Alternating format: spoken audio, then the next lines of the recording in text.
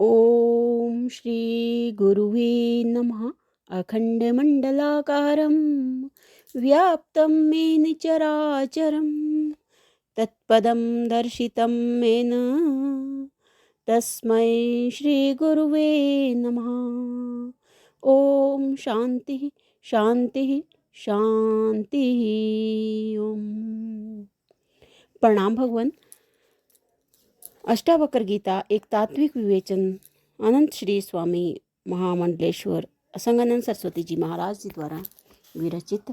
और आज हमारा प्रवचन 2 जो है वो प्रारंभ हो रहा है भगवान। तो इस प्रवचन का नाम है राजा जनक की 3 जिज्ञासाएं। तो मुनि अष्टावक्र ज्ञान सिद्ध महात्मा हैं।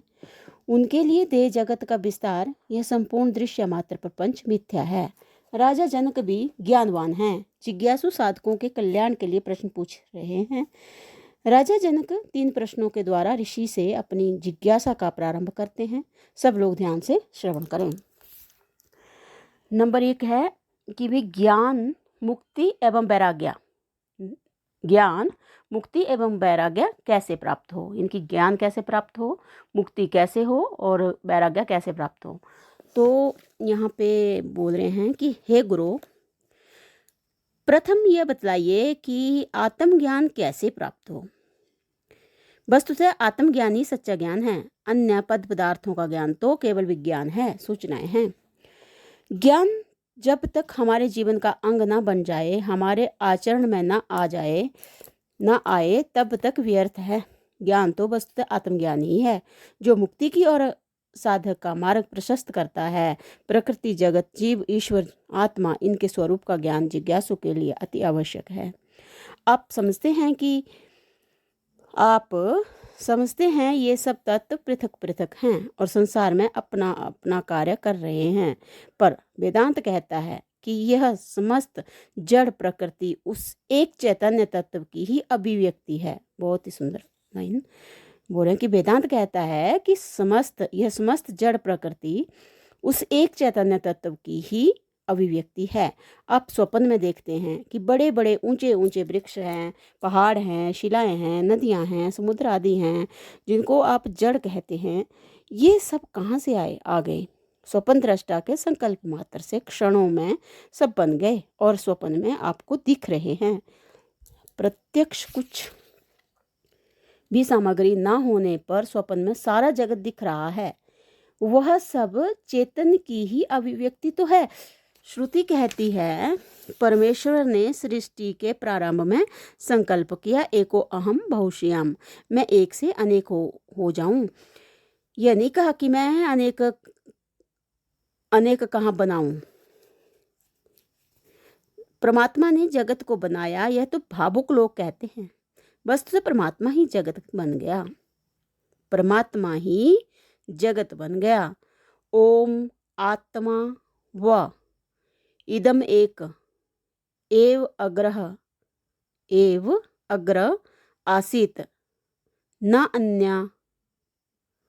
अन्यत् किंचन मिषत स इक्षत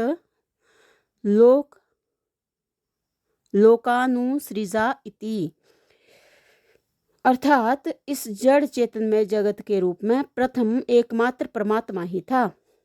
उससे अन्य कोई भी चेष्टा करने वाला नहीं था। उसने अपने संकल्प मात्र से सर्वलोकों की रचना की।